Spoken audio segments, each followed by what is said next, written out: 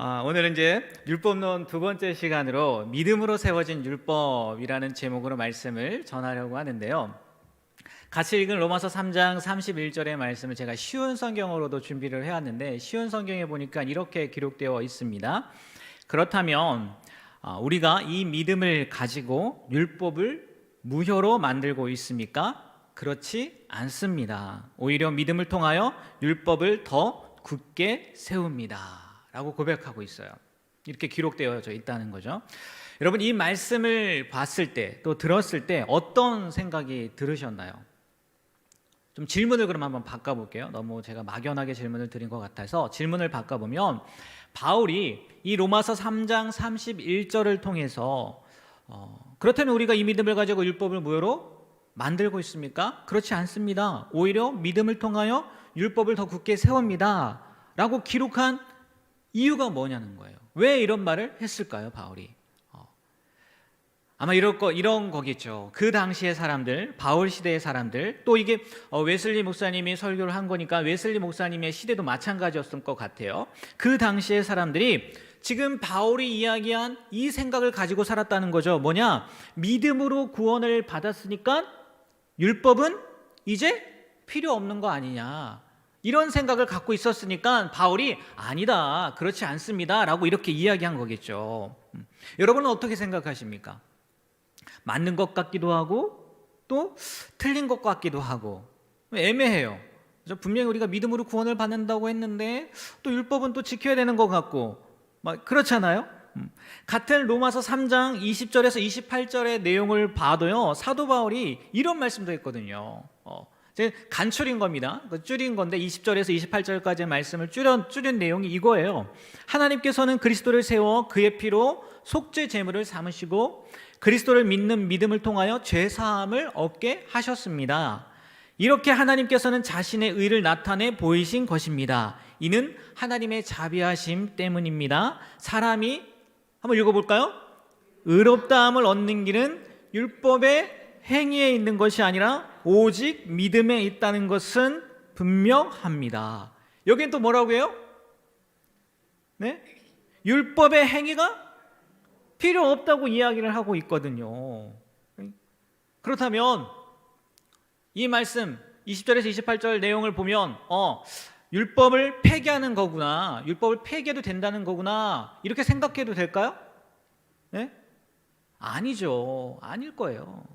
왜냐하면 오늘 본문 말씀 3장 31절엔 뭐라고 이야기했어요? 그러면 우리가 믿음으로 율법을 무용하게 만드는 것입니까? 그렇지 않다고 이야기하잖아요. 도리어 믿음으로 율법을 굳게 세우는 겁니다 라고 고백하고 있잖아요. 그러면 사도 바울이 앞에는 이렇게 얘기하고 뒤에는 이렇게 얘기하고 앞뒤가 안 맞는 사람이네요, 이렇게 생각할 수 있느냐는 거예요. 아니겠죠, 당연히. 이게요, 우리가 이 율법이라는 단어, 이 율법이 무엇을 말하는지 정확히 알면은 이해가 된다는 거예요. 앞에는 왜 이렇게 얘기하고 오늘 본문 말씀은 이렇게 얘기했을까? 이해가 된다는 거예요. 뭐냐? 다음 PPT인데요.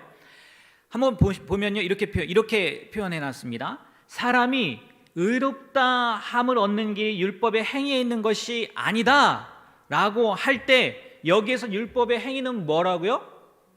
네, 종교 의식상의 율법을 말하는 거예요. 쉽게 할례 같은 거 이야기하면 되겠죠. 할례 같은 거. 종교 의식상의 율법이지 않습니까? 아니면 뭐 안식일에 뭐 일을 한다거나 예수님 시대에 벼이삭을 이렇게 제자들이 비벼 먹었던 것처럼 그런 의식들을 말하는 거라는 거죠.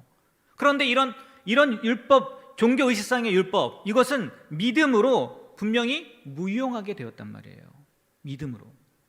그러나 율법을 폐하지 아니하고 도리어 믿음으로 세운다라고 할 때 여기에서 율법은 종교 의식상의 율법이 아니라 뭐라고요? 도덕법을 의미하는 거라는 거죠.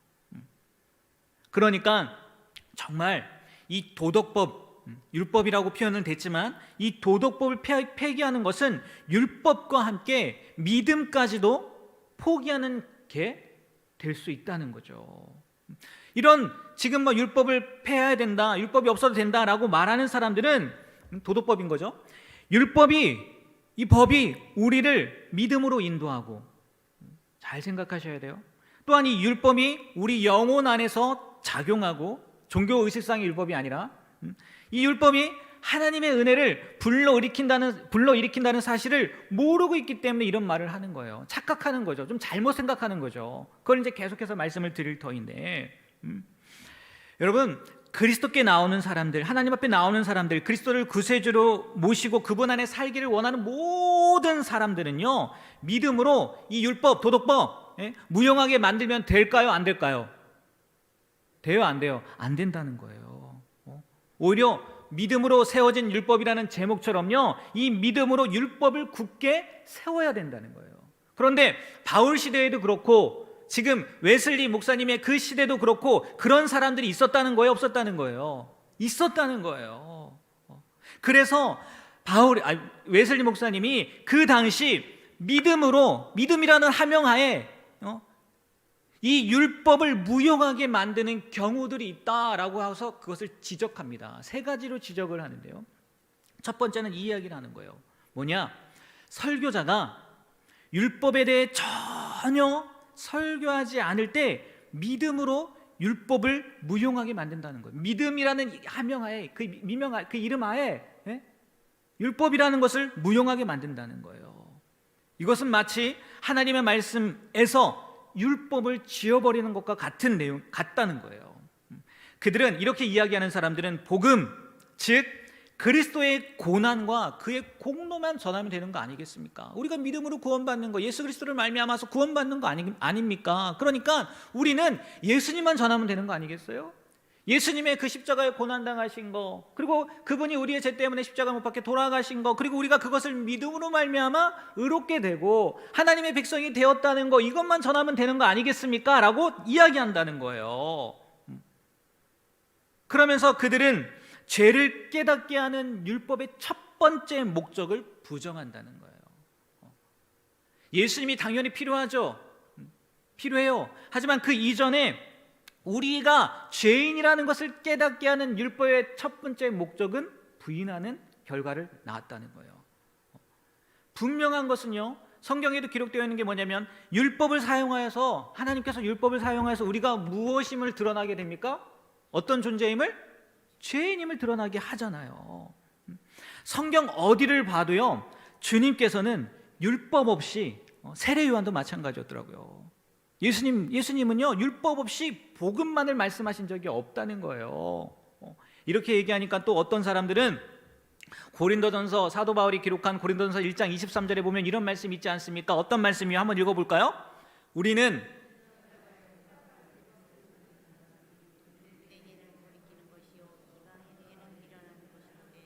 사도 바울이 고린도전서 이렇게 이야기하지 않습니까? 또 고린도후서 4장 5절에는 또 사도 바울이 이렇게 기록하고 있거든요. 한번 읽어볼까요?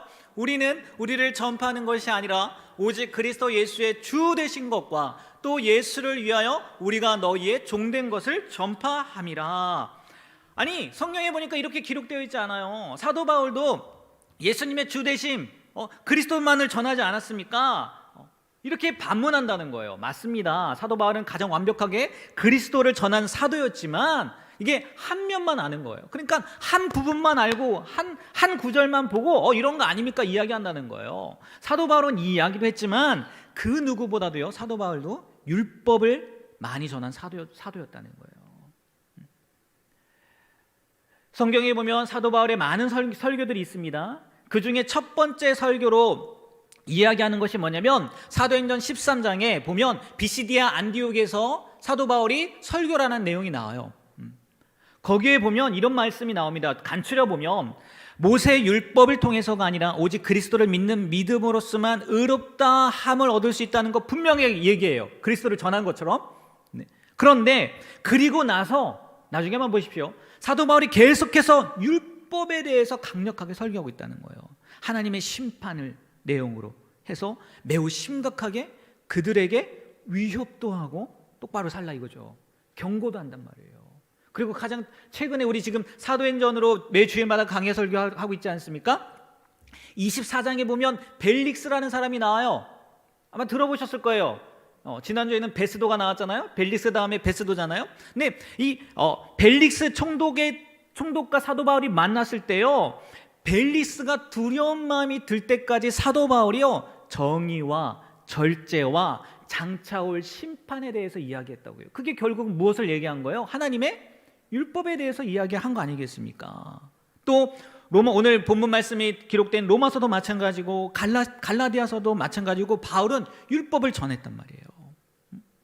그리고 이거는 믿는 이들에게만 전한 것도 아니고 믿지 않는 이들에게만 전한 것도 아니고 다 전했어요. 모든 사람에게 전했다는 거죠. 그러니까 성경이 말하는 지금 고린도전서에 바울이 예수님만 전한다고 한 그 내용은요, 그리스도를 전하는 설교는 바로 이 두 가지가 포함된 거라는 거예요.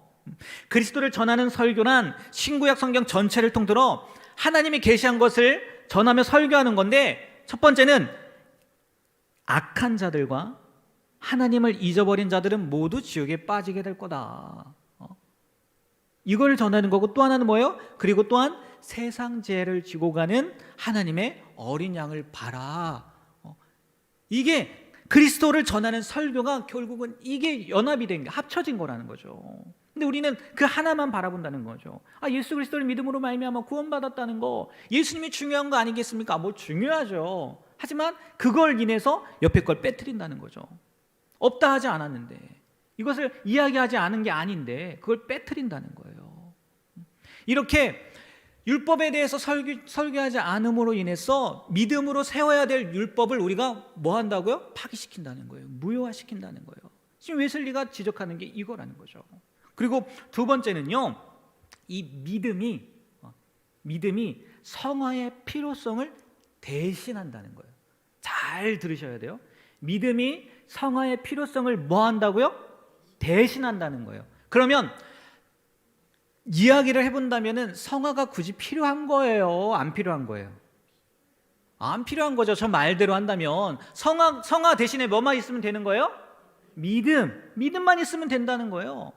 그리고 가로치고 제가 표현해놨죠. 은혜의 언약 아래에 있기 때문에 율법의 행위가 필요 없다. 믿음이면 되는 거야. 성화 대신 우리가 믿으면 되는 거야. 그들이 주장하는 내용들이 네 가지가 있는데요, 이거예요. 첫 번째 한번 읽어볼까요? 그리스도가 예수님이 십자가상에서 모든 죄를 씻어 주셨기 때문에 우리가 흔히 아는 거, 과거의 죄, 현재의 죄, 미래의 죄까지 다 깨끗하게 씻어 주셨잖아요. 그러니까 그 이전보다, 오신 이후에는 그 이전보다 성화가 덜 필요하다는 거예요. 왜? 누구 때문에? 예수님 때문에. 두 번째는 뭐라고 표현됐습니까? 믿음보다 성화의 필요성은 덜하다. 믿음이 더 중요하다는 거죠. 물론 중요하지만. 세 번째는요, 믿는 이들에게보다 믿지 않는 이들에게 더 필요하다. 우리는 예수 그리스도로 말미암아 의롭게 되었기 때문에 우리보다는 누구에게 더 필요하다고요? 믿지 않은 사람들에게. 아주 핑계 대는 거죠, 아주. 네 번째는요, 믿기 전보다 믿은 후에는 자유가 있다. 그런데 이 자유가 뭐라고 표현되어 있어요? 순종과 성화로부터의 자유다. 여러분, 지금 생각하면 말도 안 되는 것 같잖아요. 그 자유가 어떻게 순종과 성화로부터 자유예요? 죄의 책에서의 자유겠죠. 네? 심판받는 거에서 자유겠죠. 그런데 바울의 시대도 그렇고 웨슬리의 시대도 그렇고 또 지금의 시대도 이 말에 혹하는 사람들이 있긴 해요.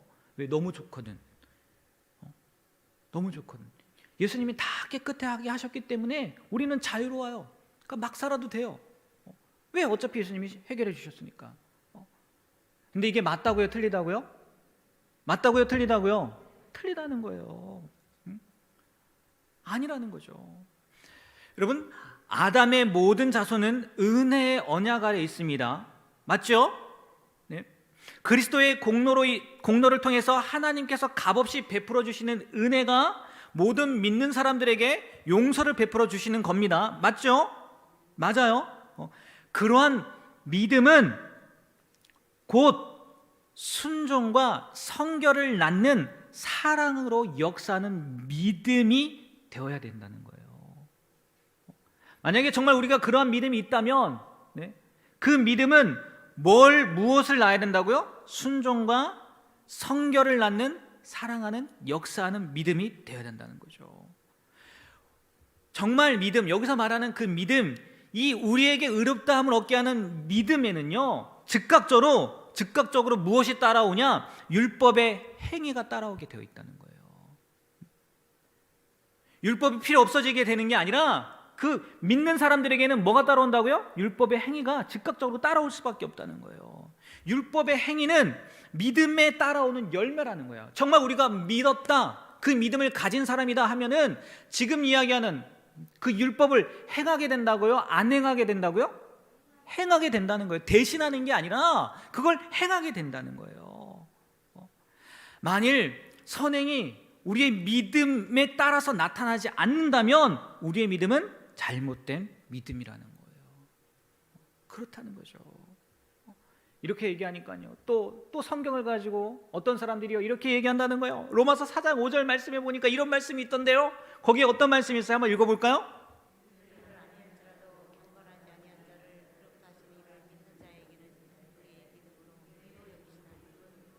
아니, 로마서 4장 5절 말씀에 보니까 이런 말씀이 있잖아요. 아닙니다. 비록 행하지 않더라도 경건하지 않은 자를 의롭다 하시는 이를 믿는 자에게 바로 이 믿음을 무엇으로 여겼다고요?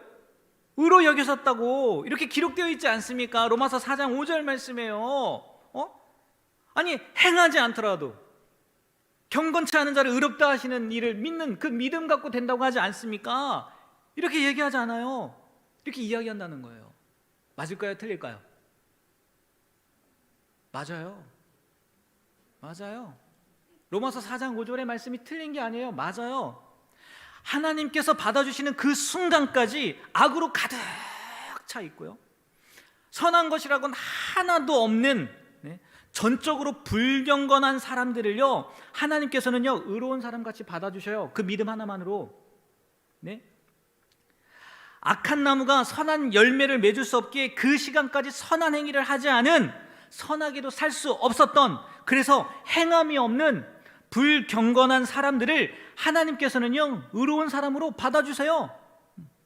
마치 예수님의 십자가상에 두 강도 가운데 한편 강도처럼 그렇잖아요. 그 사람한테 의로운 게 뭐가 있어요? 선한 게 뭐가 있어요? 십자가에 못 박혔는데. 그런데 한마디로 네가 오늘 나와 함께 낙원에 있을 거라고 예수님이 말씀하지 않나요? 그렇잖아요. 선이나 의를 앞서 행하지 않았더라도 오직 믿음만으로 그를 의로운 사람같이 받아들여 주신단 말이에요. 하나님은 이 말씀이 틀린 말씀이 아니에요. 하나님께서는 그리스도의 공로를 통해 그리스도를 믿는 사람이라면 마치 그가 모든 의를 다 완성한 것 같이 인정하시고 받아들여 주셨어요. 틀린 말이 아니에요. 이 로마서 4장 5절의 말씀이. 그러나가 중요하죠.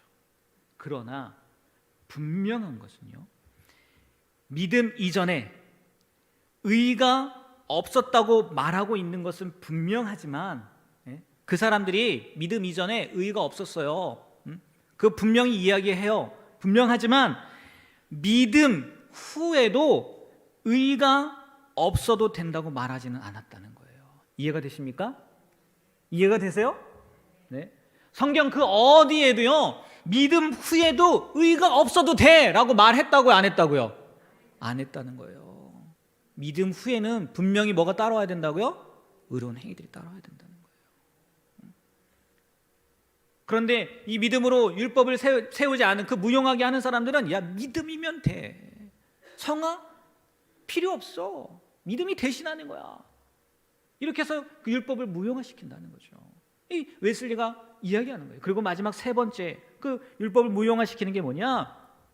믿음에 있어서 이제 그렇게 주장하는 것뿐만이 아니라 살지 않아도 된다는 거예요. 진짜 그렇게 안 살아도 돼. 로마서 6장 15절 말씀에 보니까 이런 말씀이 있더라고요. 한번 읽어볼까요? 로마서 6장 15절 말씀이요. 그런즉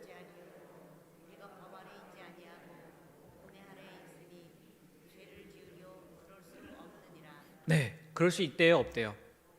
없죠. 그럴 수 없다는 거예요. 이 말씀을 좀 더 자세하게 설명을 드리면, 먼저 법 아래 있다는 말의 의미는 이런 의미라는 거예요. 종교 의식상의 율법을 지켜야만 했다, 법 아래 있던 사람들은. 그리고 모세의 모든 율법을 지켜야 됐고, 하나님께서 우리를 받아들이는 조건으로, 굉장히 중요한 겁니다, 하나님께서 우리를 받아들이는 조건으로 무엇을 지켜야 됐다고요? 도덕법을 지켜야 했다는 거. 이게 어떤 사람들이요? 법 아래에 있던 사람들. 그리고 하나님의 진노와 저주 아래에 있으며 영원히 죽을 사형 선고 아래에 있기 때문에 그 사람들은 죄의식과 공포 아래에 있어요. 이게 법 아래에 있던 사람들이에요. 그런데 사도 바울의 고백은 우리가 법 아래에 있다고요? 아니죠. 법 아래에 있지 않고 은혜 안에 있잖아요. 은혜 아래에 있잖아요. 그러면 은혜 아래에 있는 사람, 그 사람들은 어떤 사람인가 봤더니 그리스도의 율법 아래에 있다라는 의미와 비슷한 의미인데, 첫 번째는 믿음으로 우리는 율법 앞의 조건에서 다 벗어났어요. 그것을 지킴으로 인해서 이것을 함으로 인해서 구원받는 게 아니라는 거죠. 이번이 자세하게 설명한 거죠. 종교의식과 모세 율법에서 벗어났고. 3번 한번 읽어볼까요? 하나님의 용납의 조건으로 도덕법을 지킬 의무가 사라졌다는 거예요. 용납의 조건이 아니라는 거예요. 은혜 아래 있는 사람들은 믿었기 때문에 그 믿음으로 말미암아 그것을 행하게 된다는 거예요. 보십시오. 4번째, 하나님의 진노와 저주 모든 죄책과 정죄에서 해방되었고, 5번 한번 읽어볼까요? 이제는 의무가 아닌 기쁨으로 하나님께서 기뻐하시는 바를 행한다는 거예요. 그러니까 우리는 믿음으로 말미암아서 은혜 아래에 있는 사람들이 되었잖아요. 그리스도의 법 아래에 있는 사람들이 되었잖아요. 이 사람들은 그 은혜로 말미암아 하나님의 은혜가 우리를 지배함으로 말미암아 우리가 자연스럽게 나오는 행위가 된다는 거예요. 어떤 조건이 아니라 믿으니까 자연스럽게 하나님이 원하시는 거, 하나님이 말씀하시는 거, 그 율법을 어떻게 한다고요? 행하게 된다는 거예요. 생각해 보세요. 자녀로서의 사랑에 의한 순종은, 여러분의 자녀들이 엄마가, 아빠가 무서워서 무언가를 한다고 생각해 보세요. 사랑해서가 아니라 두렵고 떨리는 마음, 이거 안 하면 내가 맞을 것 같아, 이거 안 하면 내가 죽을 것 같아, 이거 안 하면 내가 쫓겨날 것 같아, 이런 마음으로 순종하는 자녀를 원하십니까? 아니면 엄마 아빠를 존경해서, 엄마 아빠를 너무 사랑해서 순종하길 원하십니까? 어떤 걸 원하세요? 후자 아니겠습니까? 후자가 됐건 전자가 됐건 그냥 순종만 했으면 좋겠습니다. 워낙 말을 안 들어서 그럴 수도 있겠지만 후자잖아요. 후자. 정말 믿음이 있는 사람은요, 자연스럽게 따라온다는 거예요. 그런데 이거 율법을 파기하는 사람은 성의 삶 살지 않아도 됩니다. 이렇게 이야기한다는 거예요. 이러한 것들이 웨슬리가 말하는 율법을 무용하게 만드는 것들, 그러한 생각들이라는 거예요. 그러면 여기서 멈추면 안 되잖아요. 이제 어떻게 믿음으로 율법을 폐하는 것이 아니라 도리어 믿음으로 율법을 굳게 세울 수 있느냐까지 다가가야 되지 않겠습니까? 그럼 어떻게 하면 될까요? 여러분, 어떻게 하면 되겠어요? 지금 3가지 반대로 하면 되잖아요. 지금 말씀드린 3가지를 반대로 하면 되는 거 아니겠습니까? 첫 번째는 뭐였죠? 설교하지 않는다고 했잖아요. 율법에 대해서 설교하지 않음으로 인해서 그걸 폐기한다고 했잖아요. 그럼 뭐 하는 거예요? 첫 번째는 율법에 대해서 계속 전하는 거예요. 이야기하는 거예요. 우리가 배운 진리, 우리가 목사가 아니라 할지라도, 설교자가 아니라 할지라도 우리가 배운 진리를요 선포하고 가르치는 거예요.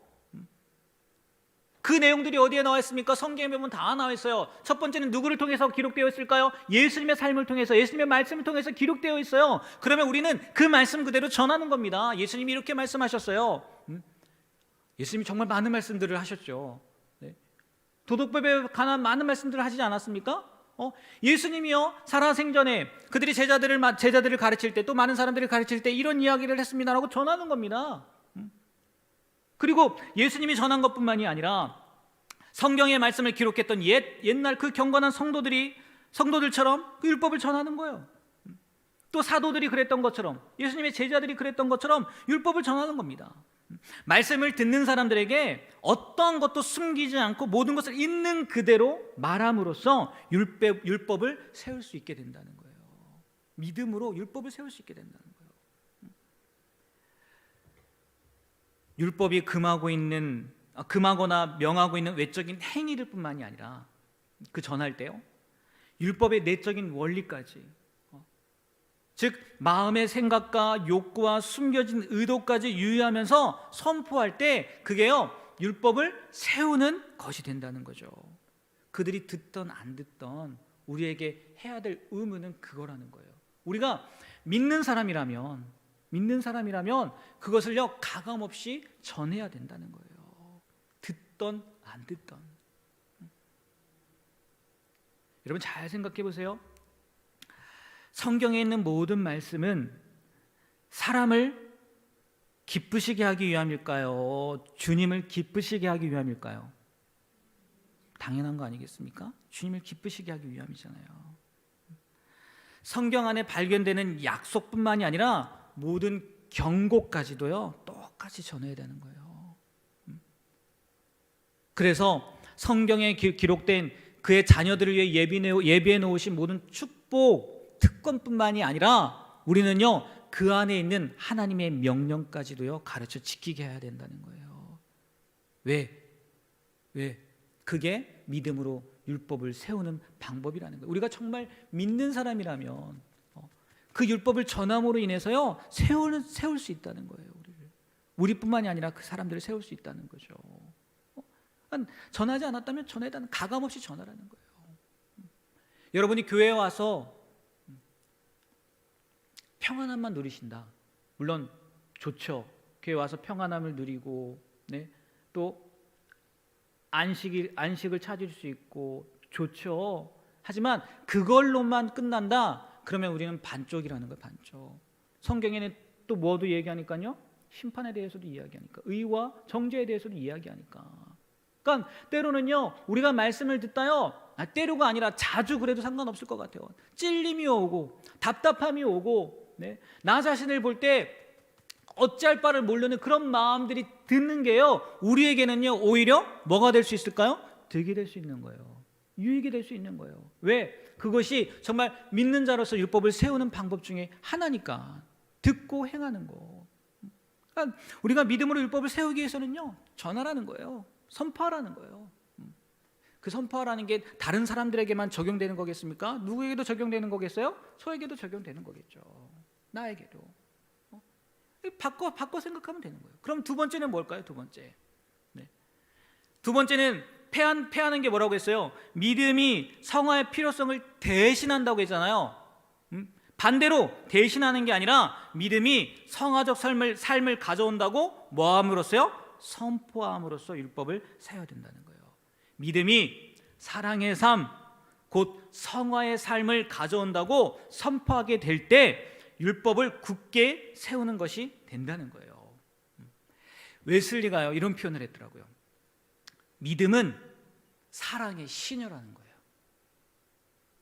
믿음은 사랑의 시녀. 여러분, 믿음이라는 거 분명히 영광스럽고요, 명예스러운 겁니다. 왜? 그 믿음으로 말미암아 우리가 무엇이 됩니까? 하나님의 자녀가 되는 거잖아요. 하나님의 백성이 되는 거잖아요. 의롭게 되는 거잖아요. 천국 영광을 소유하게 되는 거잖아요. 영생을 갖게 되는 거잖아요. 그렇지 않습니까? 굉장히 영광스럽고 명예로운 거예요. 그러나 주님께서 주신 계명의 목적은요, 아니라는 거예요. 하나님이 우리에게 주신 계명의 완결, 목적은 뭡니까? 뭐예요? 뭐예요? 사랑 아닙니까? 사랑 아니에요? 율법의 완성은 뭐예요? 사랑이잖아요. 하늘과 땅이 사라질지언정요, 이 사랑은 계속된다는 거예요. 사랑만이 영원히 남게 된다는 거예요. 믿음이라고 하는 게요, 영원한 목적을 위해서, 이 사랑이라는 목적을 위해서 제정해 놓으신 아주 훌륭한 것이지만 그럼에도 임시적인 수단이라는 거예요. 무슨 얘기냐? 잘 들어보세요. 창조 당시의 천사들, 믿음이라는 게 필요했을까요? 필요 없었을까요? 천사들 믿음이 필요했어요? 필요 없어요?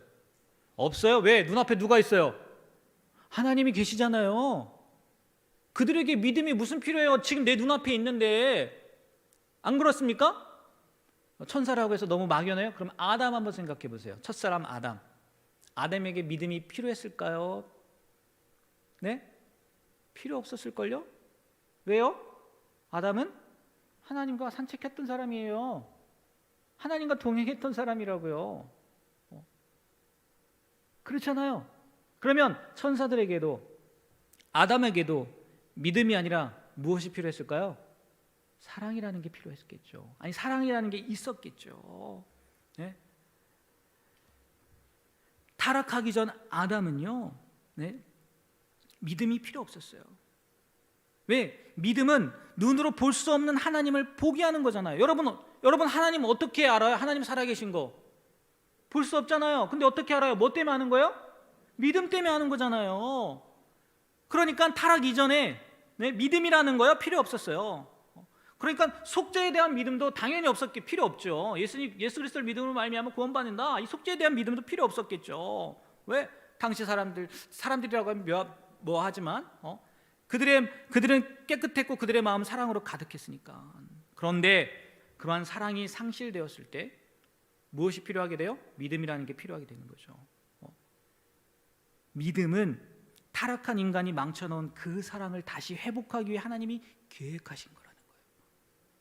그래서 이 믿음으로 말미암아 무엇이 세워지기를 원하시는 거예요? 하나님은요, 사랑의 율법을 다시 세우기를 원하시는 거예요. 그래서 믿음은 창조되었을 때 본래적인 그 거룩한 사람으로 회복시키는 수단이라는 거예요. 수단. 그래서 믿음이면 다가 아니라, 믿음이면 성화의 삶을 대신한다는 게 아니라, 믿음으로 말미암아 우리는 성화적 삶을 살아야 된다. 믿음이 성화적 삶을 가져온다. 좀 더 구체적으로 말해서 믿음으로 말미암아 우리는 어떠한 삶을 살아야 된다? 사랑의 삶을 살아야 된다라고 우리가 어떻게 해야 된다고요? 선포해야 된다는 거예요. 믿음이 끝이 아니라는 거죠. 믿음은 시작이라는 거예요. 시작. 이렇게 우리가 선포해야 된다는 거예요. 그러면 믿음으로 율법을 세우는 게 된다는 거예요. 하나님이 주신 율법 세우게 된다는 거예요. 이 웨슬리의 고백입니다. 웨슬리의 이야기입니다. 자, 그럼 마지막 세 번째는 뭘까요? 세 번째는 율법을 폐기하는 거에서는요, 이렇게 표현했어요. 믿음이 있어서 성화의 삶을 살지 않아도 된다라고 했단 말이에요. 그럼 반대로 우리는 어떻게 해야 돼요? 그렇게 살면 된다는 거예요. 이제 첫 번째 설교 선포하는 것뿐만이 아니라 믿음이 성화의 삶을 가져온다 선포하는 것뿐만이 아니라 직접 우리가 뭐 해야 된다고요? 살아내야 된다는 거죠. 살아야 된다는 거예요. 이게 가장 중요한 부분인 거예요. 가장 중요한 부분. 선포만 해서 소용없다는 거예요. 아는 것으로만 소용이 없다는 거예요. 우리가 우리의 삶 가운데에서 어떻게 해야 된다고요? 살아내야 된다는 거예요. 마음과 삶 속에 그것을 세움으로 직접 살아야 된다는 거죠. 근데 이게 무엇을 통해서만 이루어질 수 있다고요? 믿음을 통해서만 이루어질 수 있다는 거예요. 그리고 믿음을 통해서 이렇게 살지 않는 거는요, 다 헛거예요. 자기 교만밖에 될 수 없어요. 자기 자랑밖에 될 수 없어요. 믿음을 통해서 이러한 것들이 와야 된다는 거죠. 직접 우리가 살아내야 된다는 거죠. 제가 그 웨슬리 설교를 희한하게 맡은 부분들마다 꼭 결론이요. 웨슬리 목사님은 우리가 메소디스트 하잖아요. 규칙주의, 원칙주의자 이렇게 얘기를 하잖아요. 그래 감리교잖아요. 근데 다른 목사님들은 맡은 건 모르겠는데 제가 맡은 걸 보면은 제가 맡은 그 설교의 내용들을 보면 결국은요 뭘로 귀결되는지 아십니까? 다 사랑이에요. 사랑. 제가 그걸 보면서 야, 이 웨슬리 목사님 사랑주의자네. 메소디스트가 아니라 원칙주의자가 아니라 사랑주의자네. 이런 생각이 들더라고요. 무슨 얘기냐? 살아내라고 했잖아요. 지금 마지막으로 살아내야 된다고 했잖아요. 믿음이라는 것을 이렇게 표현을 하더라고요. 하나님에 대한 신뢰래요. 신뢰. 그러면 하나님을 신뢰하잖아요. 무엇을 신뢰하는 걸까요? 어떤 걸 신뢰하는 걸까요? 아마 이런 걸 신뢰하는 걸 겁니다. 첫 번째, 하나님이 우리를 만드셨다. 창조주다. 우리는 우연히 생긴 존재가 아니라 갑자기 생긴 존재가 아니라 하나님이 하나님의 형상으로 만든 존재가 우리다. 이걸 믿는 거 아니겠습니까? 신뢰하는 거 아니겠어요? 그럼 또 믿음, 신뢰, 무슨 신뢰일까요? 두 번째, 성경에 보니까 우리는 뭐예요? 원래는 하나님과 정말 에덴 동산에서 낙원 가운데에서 행복하게 살아야 되는데 우리 가운데 뭐가 들어온 거예요? 불순종, 죄가 들어왔어요. 그래서 타락한 존재가 되었어요. 그런데 이것으로 이 타락한 존재를 누가? 그죠? 하나님의 사랑으로 예수 그리스도를 보내심으로 말미암아 예수님이 십자가에 못 박혀 돌아가심으로 우리의 죄가 깨끗하게 되었다. 이것을 믿는 자마다 무엇이 된다? 하나님의 자녀가 된다. 이것을 신뢰한다는 거예요. 그러면 이것을 신뢰하게 될 때 우리 마음 가운데 뭐가 생길까요? 네? 하나님에 대한 사랑의 마음이 생기죠. 나 같은 죄인을 정말 보잘것없는, 결국은 불순종해서 자기 마음대로 갔던 나 같은 죄인을 위해서 하나님의 하나밖에 없는 아들, 하나님이시죠. 친히 오셔서 나 대신 십자가에 돌아가 주셨네. 그 사랑을 생각하면 우리가 하나님의 사랑에 감격할 수밖에 없겠죠. 안 그러겠습니까? 그러면 그 사랑을 느낀 사람은 어떠한 삶을 살까요? 첫 번째, 당연히 하나님을 사랑하겠죠. 날 사랑해 주신 하나님. 그게 믿어진다면 하나님 사랑하지 않겠습니까? 하나님을 사랑했더니 하나님이 어떻게 살았는지, 하나님이 어떤 마음으로 살고 있는지 보여요. 하나님이 어떤 마음으로 삽니까? 보니까 이 세상 모든 사람들을 사랑하시는 마음으로 살아요. 그럼 나도 그 하나님의 사랑을 본받아서 어떻게 하게 되겠어요? 이웃을 사랑하게 되겠죠. 이웃을 사랑하게 되겠죠. 이게요, 자연스럽게 오게 된다는 거예요. 우리 안에 진정한 믿음이 있다면 자연스럽게 오게 된다는 거예요. 그리고 이걸로 끝나지 않죠. 우리가 구원받았지 않습니까? 그리고 하나님이 나를 사랑하시는 것도 느끼고 이웃을 사랑해야 된다는 것도 알아요. 그러면 이웃에게 악을 행하겠습니까? 네? 이웃에게 악을 행하겠어요? 안 하죠. 이웃뿐만이 아니에요.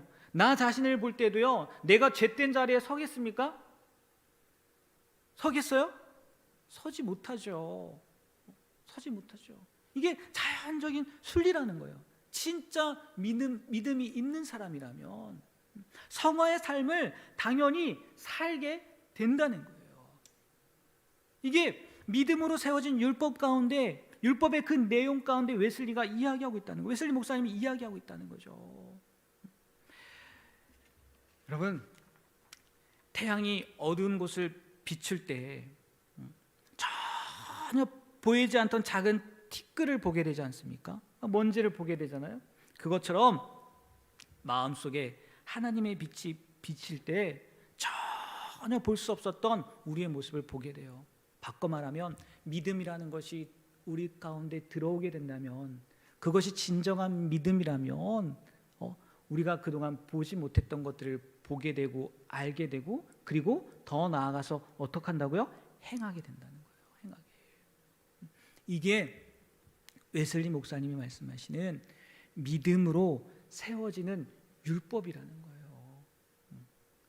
여러분, 우리가 정말 믿음이 있는 사람이라면, 하나님을 신뢰하는 사람이라면 우리 가운데요, 이러한 모습들이 나타나야 되는 겁니다.